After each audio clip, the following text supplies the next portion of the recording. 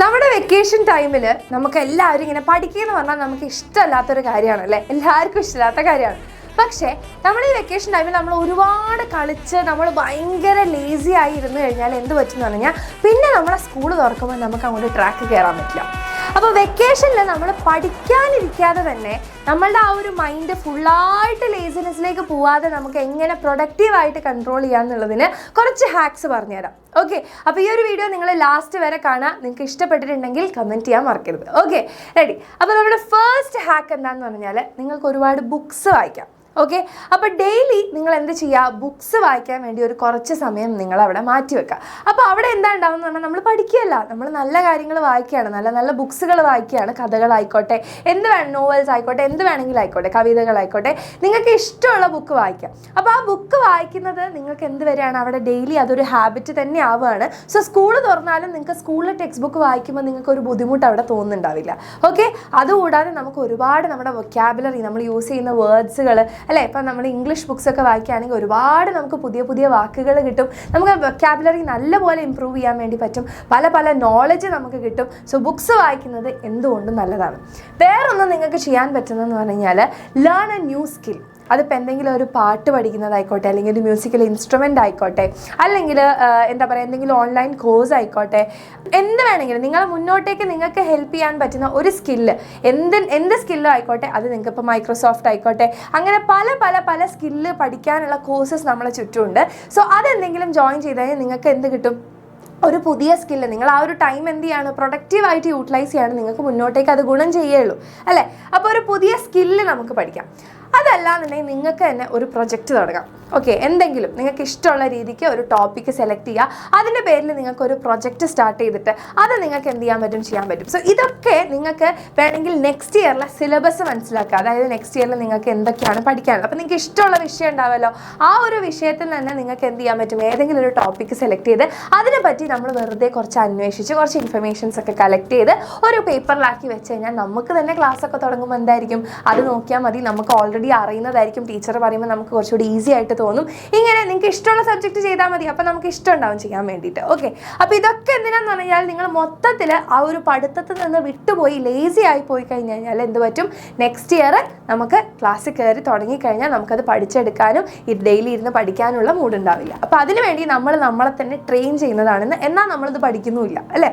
Yes, next നമുക്ക് നോക്കുകയാണെന്നുണ്ടെങ്കിൽ നമുക്ക് നല്ല നല്ല കാര്യങ്ങൾ ചെയ്യാം. അപ്പം നമ്മുടെ നാട്ടിൽ നോക്കുകയാണെന്നുണ്ടെങ്കിൽ ഒരുപാട് നല്ല കാര്യങ്ങൾ, ഇപ്പോൾ വെക്കേഷനിലൊക്കെ ഒരുപാട് എന്താ പറയുക, ഈ ചാരിറ്റി വർക്ക് പോലെയും അങ്ങനെയുള്ള ഒരുപാട് കാര്യങ്ങളൊക്കെ നടക്കുന്നുണ്ടാവും. സോ അതിനൊക്കെ എന്ത് ചെയ്യുക, വോളണ്ടിയർ ആയിട്ടൊക്കെ നമുക്ക് ഓരോ കാര്യങ്ങൾ നല്ല ഹെൽപ്പ് ചെയ്യുക. അത് പല പല ആൾക്കാരെ ഹെൽപ്പ് ചെയ്യാൻ വേണ്ടിയിട്ടൊക്കെ നമുക്ക് വോളണ്ടിയേഴ്സ് ആയിട്ട് പോകുന്നത് നല്ലൊരു കാര്യമാണ്. അപ്പോൾ നമുക്ക് തന്നെ നമ്മളെന്തോ നല്ലൊരു പോസിറ്റീവ് ആയിട്ടുള്ള കാര്യം ചെയ്യുന്നുണ്ട് എന്നുള്ളൊരു കോൺഫിഡൻസ് നമുക്ക് വരും. നമുക്ക് ആൾക്കാരെ ഹെൽപ്പ് ചെയ്യാനുള്ള ഒരു മെൻറ്റാലിറ്റി നമുക്ക് വരും. അതിൽ നിന്ന് നമ്മൾ സന്തോഷം കണ്ടെത്തും. അതൊക്കെ നമ്മളുടെ ഇപ്പോൾ നമ്മൾ ബുക്കിലുള്ളത് പഠിക്കുക എന്ന് മാത്രമല്ലാതെ നമ്മളെന്ന് പറയുന്ന ഒരു മനുഷ്യന് ഒരു വാല്യൂ ഉണ്ടാകുന്നത് അതിലൂടെയൊക്കെയാണ്. ഓക്കെ, അങ്ങനെ ചെയ്യാം.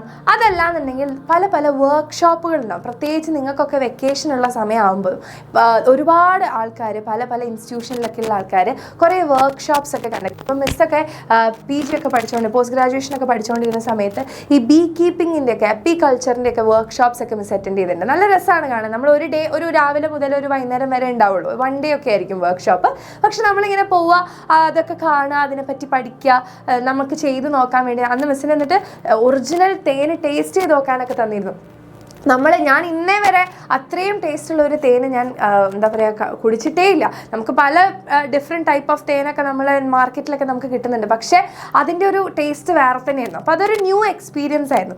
അങ്ങനെയുള്ള പുതിയ പുതിയ ഇൻഫർമേഷൻസ് കിട്ടാനുള്ള സെമിനാർസ്, അതേപോലെ വർക്ക്ഷോപ്സ് ഒക്കെ അറ്റൻഡ് ചെയ്യുന്നത് നിങ്ങൾക്ക് തന്നെ ഒരു എന്തൊക്കെയോ നിങ്ങൾ ചെയ്യുന്നുണ്ടെന്നുള്ളൊരു ഫീല് നിങ്ങൾക്ക് തന്നെ വരും. ഒരുപാട് നോളജ് നമുക്ക് കിട്ടും.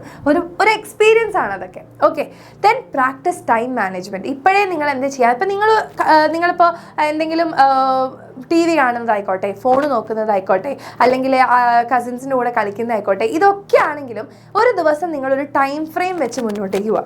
അപ്പോൾ ആ ടൈം ഫ്രെയിം വെച്ച് പോകുമ്പോൾ എന്താണെന്ന് പറഞ്ഞാൽ നിങ്ങൾക്ക് സ്കൂൾ തുടങ്ങിയാലും ആ ഒരു ടൈം ഫ്രെയിം നിങ്ങൾക്ക് മെയിൻറ്റെയിൻ ചെയ്യാൻ വേണ്ടിയിട്ട് പറ്റും. ബട്ട് ഡിഫറെൻറ്റ് കാര്യങ്ങൾക്കായിട്ട്. ഓക്കെ, നെക്സ്റ്റ് നമുക്ക് പറയാനാണെങ്കിൽ ഹോബീസ്. നിങ്ങൾക്ക് എല്ലാവർക്കും ഫ്രീ ടൈമിൽ ചെയ്യാൻ പല പല ഹോബീസ് ഉണ്ടാവും. അതൊരിക്കലും നിങ്ങളെ വിട്ടുപോകാതിരിക്കാൻ വേണ്ടി നോക്കാം. നമുക്ക് കുറച്ച് കഴിഞ്ഞാൽ വേണ്ട, വെറുതെ ഇരിക്കാം, വെറുതെ ഇങ്ങനെ കിടക്കാം എന്നൊക്കെ നമുക്ക് തോന്നും. പക്ഷെ അതൊന്നും അല്ലാതെ നിങ്ങൾക്ക് ഇഷ്ടമുള്ള കാര്യങ്ങൾ, അത് പാട്ട് പാടുന്നതായിക്കോട്ടെ, കുക്കിംഗ് ആയിക്കോട്ടെ, പെയിൻറ്റിങ് ആയിക്കോട്ടെ, എന്താ വെച്ചാൽ ചിലർക്ക് നിറ്റിംഗ് ആയിരിക്കും, അങ്ങനെ ഓരോരുത്തർക്കും ഓരോ ഹോബീസ് ഉണ്ടാവും അല്ലേ. ഇപ്പം മിസ്സിനൊക്കെ പാട്ട് പാടാനാണ് ഇഷ്ടം ഫ്രീ ആയിട്ടിരിക്കുമ്പോൾ. അപ്പം അങ്ങനെ പല പല ഹോബീസ് ഉള്ളത് നമ്മൾ എന്ത് ചെയ്യുക, ആക്റ്റീവായിട്ട് നമ്മളത് നമ്മുടെ വെക്കേഷനിൽ കൊണ്ടുപോകാൻ വേണ്ടി നോക്കുക. സോ അത് നിങ്ങൾക്ക് മൈൻഡിന് നല്ല ഒരു പ്ലസൻറ്റ് ഫീലാണ് തരാം. നിങ്ങൾ ആക്റ്റീവ് ആവും ചെയ്യും. അതേപോലെ നമുക്ക് മനസ്സിനും നല്ല സന്തോഷം തരുന്ന ഒരു സംഭവമാണ് നമുക്ക് ഇഷ്ടമുള്ള ഹോബി ചെയ്യുക എന്നുള്ളത്. പിന്നൊരു കാര്യം, ഇതാണ് ഏറ്റവും ഇമ്പോർട്ടൻ്റ് ആയിട്ടുള്ള കാര്യം. സോ ഇത് നിങ്ങൾക്ക് തന്നെ നല്ലതിനാണ് ചെയ്യുന്നതെന്നുള്ളത് നിങ്ങൾ ആലോചിച്ചാൽ മതി. അതായത് നമുക്ക് പാസ്റ്റ് ഇയറിൽ, അതായത് നമ്മൾ കഴിഞ്ഞ വർഷത്തിൽ നമ്മൾ ഒരുപാട് മിസ്റ്റേക്സ് ഒക്കെ ചെയ്തിട്ടുണ്ടാവും. നമ്മൾ പഠിച്ച കാര്യത്തിലായാലും അല്ലെങ്കിൽ നമ്മൾ പ്ലാൻ ചെയ്ത് പോയതിലായാലും ഒക്കെ കുറേ മിസ്റ്റേക്സ് വന്നിട്ടുണ്ടാവും. അതൊന്നും ഒരിക്കലും നമുക്ക് നെക്സ്റ്റ് ഇയർ വരാൻ വേണ്ടി പാടില്ല. അതായത് നെക്സ്റ്റ് ഇയർ വളരെ ഇമ്പോർട്ടൻ്റ് ആണ് നമുക്ക്, അല്ലേ. അപ്പോൾ അത് നിങ്ങൾ എന്ത് ചെയ്യുക, നിങ്ങൾ തന്നെ സെൽഫായിട്ട് അനലൈസ് ചെയ്യുക. അതാണ് റിഫ്ലക്റ്റ്. നിങ്ങൾ റിഫ്ലക്റ്റ് ചെയ്യുക. എന്തൊക്കെയാണ് ഞാൻ ചെയ്തതിലുള്ള പ്രശ്നങ്ങൾ, എന്തായിരുന്നു, എനിക്ക് എവിടെയാണ് പ്രശ്നം പറ്റിയത് എന്ന് നമ്മൾ തന്നെ അനലൈസ് ചെയ്യുക. അതൊന്ന് നോട്ട് ചെയ്ത് വെക്കുക. എന്നിട്ട് അതിനെയൊക്കെ നമുക്ക് ഓവർകം ചെയ്യാൻ വേണ്ടി എങ്ങനെ നമുക്ക് നെക്സ്റ്റ് ഇയർ പ്ലാൻ ചെയ്യാൻ പറ്റും എന്നുള്ളത് ജസ്റ്റ് ഒരു പ്ലാനിങ് ഉണ്ടാക്കാം. ചിലപ്പോൾ നമുക്ക് ടോട്ടലി ഫോളോ ചെയ്യാൻ പറ്റിക്കോളണമെന്നൊന്നുമില്ല. പക്ഷേ നമുക്കൊരു പ്ലാൻ ഉണ്ടാകുമ്പോൾ നമുക്കൊരു ബോധ്യം ഉണ്ടാവും, ഇങ്ങനെയൊക്കെയാണ് നമ്മൾ ചെയ്യേണ്ടതെന്നുള്ളത്. സോ ഇത് ചെയ്ത് കഴിഞ്ഞാൽ നിങ്ങൾ ലാസ്റ്റ് ഇയർ ചെയ്ത ഒരുപാട് മിസ്റ്റേക്സ് നിങ്ങൾക്ക് ഒഴിവാക്കാൻ വേണ്ടിയിട്ട് പറ്റും. ഓക്കെ, സോ ഇതൊക്കെ കുറച്ച് കുട്ടി കാര്യങ്ങളാണ്. നിങ്ങൾക്ക് ഈ ഒരു വെക്കേഷനിൽ എന്ത് ചെയ്യണം എന്ന് അറിയാതിരിക്കുന്നവർക്ക് ഈ ഒരു വീഡിയോ ഹെൽപ്ഫുൾ ആയെന്ന് മിസ് വിചാരിക്കുന്നു. വളരെ കുട്ടി സിമ്പിൾ വീഡിയോ ആയിരുന്നു. സോ നിങ്ങൾക്ക് ഇത് ഇഷ്ടപ്പെട്ടു എന്നുണ്ടെങ്കിൽ ഒരു ഹാർട്ട് മിസ്സിൻ്റെ കമൻറ്റ് ബോക്സിൽ കമൻറ്റ് ചെയ്യുക. താങ്ക്